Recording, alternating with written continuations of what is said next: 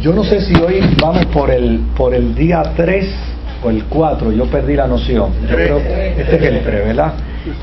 Y habíamos dicho, sí, y habíamos dicho que íbamos a estar 3 o 4 martes hablando del libro de Job.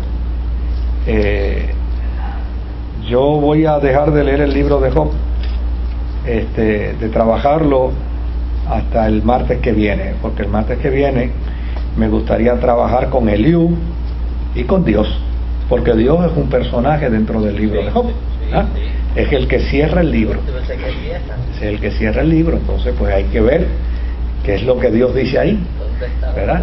Entonces y desde luego nuestro amigo Eliú, que a mí me parece que el autor magistralmente lo introduce, porque Elifaz, Bildad y Zofar son 3 ancianos sabios, pero representan la teología antigua del mundo antiguo con respecto a las deidades, pero Eliú representaba una teología más moderna, y se esperaba, ¿verdad?, que un sabio más contemporáneo y más moderno pudiera decir cosas distintas, pero a fin de cuentas los 3 sabios, Bildad, Elifaz y Zofar, no es que sus planteamientos no tuvieran sabiduría, todos sus planteamientos tenían sabiduría, ¿sabes?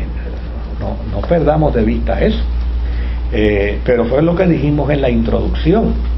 El problema del peso de una mentira no es la mentira, es la poca verdad que puede llevar dentro de ella, ¿ves? Y entonces ahí es donde está el problema de los amigos de Job. Los amigos de Job están diciendo verdades. Ellos creían eso. No, están diciendo verdades, y su razonamiento y sus argumentos esconden muchas verdades, pero el problema es que la concepción, la idea que tienen está sustentada dentro de una mentira. ¿Y cuál es la mentira? La mentira de la retribución, es decir, tú estás así porque tú has pecado. Y que ese era el concepto que existía. Y ese era el concepto que existía en ese tiempo. Entonces, ante ello, pues desde luego es donde está primero la reacción de coraje, de ira y de soberbia de Job. Job tampoco es un pellizco de ñoco, o sea, eso de la paciencia de Job, eso es una forma en que Santiago quiere en alguna medida, ¿verdad?, excusarlo, pero Job no es un tipo tan paciente, nada. Job es un tipo como todos los demás, que aguantan y aguantan en la medida de su vaso emocional, de su recipiente emocional, ¿verdad? Que hay algunos que aguantamos más y hay otros que aguantamos menos, porque todo depende de cuán larga es la mecha, ¿verdad? Hay unos que son de mecha más larga y hay otros que son de mecha más corta. Entonces, probablemente Job tenía ¿verdad?, era de mecha un poquito más larga, pero a la larga la mecha llegó donde estaba la dinamita y Job explotó como explota cualquiera otro. Y cuando explotó, perdió la paciencia y la matemática y la álgebra y estudios sociales, lo perdió todo. O sea, Job se convirtió en un sarcástico, se convirtió en un iracundo, se convirtió también en un individuo con una agresividad verbal. Ahora, ¿por qué es Job excusado en el proceso? Óigame, porque la justicia de Dios ve a un Job que llana y sencillamente, mientras lo han dejado quieto, él está diciendo Jehová dio, Jehová quitó, pero cuando empiezan a fastidiarle la vida y empiezan incisivamente a confiesa tu pecado y di dónde fue que pecaste y cuenta, porque esto no puede. Entonces ahí llega un momento en que Job perdió la compostura, y cuando pierde la compostura, pues entonces eso se convirtió en un toma y dame. Dime tú, Elifaz, y yo me quedo callado, cuando tú termines yo te voy a contestar. Claro, el problema es que dentro de las respuestas de Job, finalmente Job involucra en su desesperación a Dios y hace a Dios responsable de sus desgracias. Pero aquí hay una gran virtud en Job. Pues claro que sí. Todos en algún momento hemos sentado a Dios en la silla de los acusados y le hemos preguntado: ¿por qué a mí? ¿Por qué a mí? ¿Verdad? ¿Por qué yo? ¿Por qué me tiene que pasar esto a mí? Y ahora cuando más espiritual yo estoy, ahora cuando más estoy yendo a la iglesia. Pues todos nos ha pasado lo mismo, ¿no? Ahora, fíjense qué interesante. El problema es que dentro de todo esto, Job se mantuvo, sí, peleando con Dios, pero diciendo: yo sé que tú eres el Eterno, yo sé que tú eres el Todopoderoso, y aunque yo tenga coraje contigo, si tú aparecieras aquí, yo tengo que bajar mi cabeza. ¿Ves? Y ahí es donde está la grandeza de Job. Ahí es donde está ese planteamiento que lo resalta.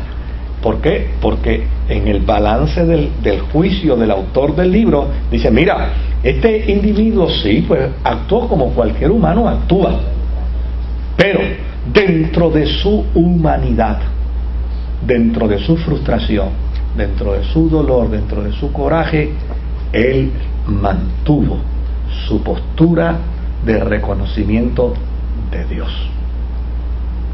Entonces ahí, obviamente, mire, la verdad que, obviamente, el libro de Job es un libro que está escrito de manera poética.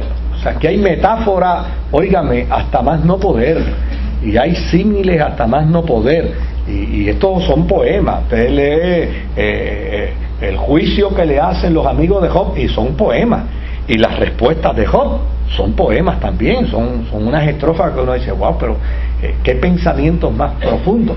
Y cuando vamos donde Dios le demostró que era más poeta que todos ellos juntos, ¿verdad?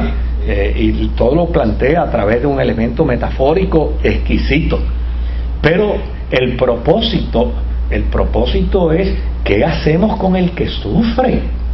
¿Qué hacemos con el que padece? ¿Qué hacemos con el que está en el suelo? Pues mira, ¿qué podemos hacer? ¿Qué podemos hacer? No juzgarlo. Si no tengo nada bueno que decir, mejor me callo la boca y dejo simplemente que Dios sea el que intervenga, porque yo no puedo pasar juicio, yo no tengo moralmente la capacidad para pasar juicio sobre la vida de alguien por lo que le esté sucediendo. El mejor ejemplo lo tuve ayer, precisamente. Este sacerdote me dice: mira, Moisés, nosotros vamos a ir a ver un santo, ¿sabes? Yo quiero que tú sepas que yo tengo la convicción, la profunda convicción, que si este ministro fuese un sacerdote católico, lo canonizarían, porque este hombre es un santo, este es un hombre de un temple, de una paz, de una quietud, de una confianza en el Señor extraordinaria. Es un hombre que los testigos de Jehová, los adventistas, los católicos de Aguada, todo el mundo lo respeta. Es un hombre que cuando él habla, todo el mundo baja la cabeza. Me dice: tú vas a tener hoy el privilegio de encontrarte con un santo. Y en efecto, oiga, verlo caminar nada más era ver. Imagínense que me dice: pastor, hace 3 años atrás mi esposa partió con el Señor, y yo escribí por muchos años yo escribí canciones para distintos grupos musicales, y yo le quise hacer una canción a mi esposa, y yo se la escribí y se la voy a cantar, la canción que yo le escribí a mi esposa después que falleció. Después le quise escribir una segunda canción y el Señor me dijo: no, te permití una sola para ella, porque yo te separé para que cantes para mí. Y me dijo: pastor, nunca más he escrito cantidad de himnos, pero nunca más he podido volver a escribirle una canción en homenaje póstumo a mi esposa, porque el Señor me dijo: no, solamente te permitiré que escribas una sola canción, porque yo te escogí para que me cantaras a mí. Yo digo: Dios mío, pero